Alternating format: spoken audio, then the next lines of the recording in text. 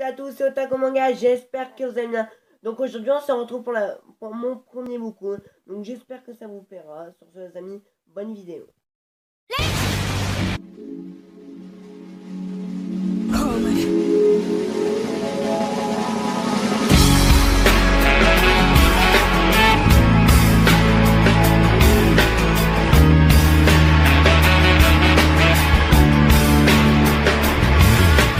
Je vais vous parler de Acromancer, une petite série en 3 tomes, éditée chez Doki Doki au prix de 7,50€.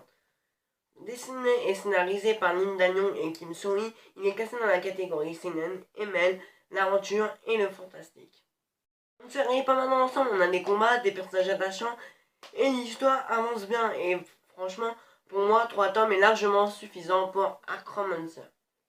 Parlons d'un manga que j'attendais vraiment avec une énorme impatience. Il s'agit tout simplement du tome 1 de Assassin, un manga édité chez Komiku au prix de 8,50€, conçu par Sato Hirohisa. Il est classé dans la catégorie seinen et mêle le drame et le suspense.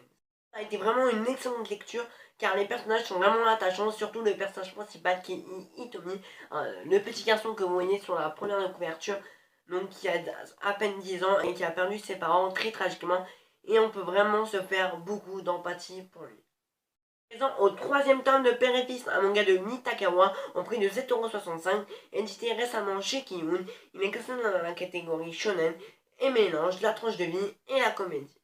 Le 3e tome a plus d'avantages que les deux premiers, car l'histoire entre le père et le fils se solidifie et c'est vraiment très touchant à voir, même à présent.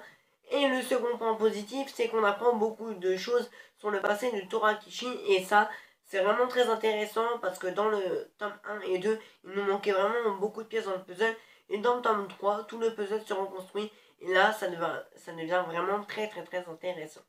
Parlons d'un manga de Satoru Nunda, le nouveau chef-d'œuvre de chez Kiyun.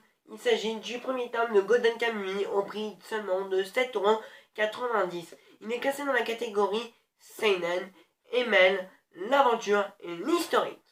Au début du manga, on est complètement perdu car il nous donne vraiment une tonne d'informations, l'auteur, et en tant que lecteur, on ne sait plus donner où la tête. Mais dans tout ça, il y a quand même un point positif, c'est que on apprend vraiment beaucoup de choses sur le Japon au XXe siècle. Dans cette vidéo, nous allons parler de l'avant-dernier tome de Q, un manga dessiné et scénarisé par Tatsuya Hira, disponible aux éditions Kiyun au prix de 7,90€. Il est classé dans la catégorie seinen, mélange, aventure et fantastique. Le tome de Q était sympa, il y a de la baston, de l'action et les personnages sont toujours aussi attachants que les précédents tomes, même si je trouve que l'histoire n'est pas assez originale pour moi. Cette vidéo, je voulais vous dire que maintenant je suis en collaboration avec Madaki, donc il va me faire mes miniatures et il va peut-être me refaire un nouveau logo et une nouvelle bannière. Et donc moi je vais peut-être aider à faire son texte, et voilà, on va vraiment s'entretenir et se souder. Donc aussi je voudrais vous dire toutes mes excuses car il n'y aura pas de vlog. Et voilà, parce que j'ai vraiment pas eu le temps de filmer. À chaque fois que je voulais filmer, j'avais pas mon portable sur moi. Donc encore une fois, je suis désolé pour cette petite absence de 1 semaine et 3 jours. Je sais, c'est rare normalement que je m'absente. Ça recommencera peut-être à faire des petites absences de 1 semaine. Car bientôt j'aurai mon stage de 3e, il y aura le brevet, tout ça, il y aura beaucoup de cours, beaucoup de devoirs, mais je vais tout faire pour y arriver. Et donc voilà, demain c'est la rentrée pour moi, pour certains vous avez repris aujourd'hui, donc je vous souhaite une très bonne rentrée les amis. Sur ce, sayonara!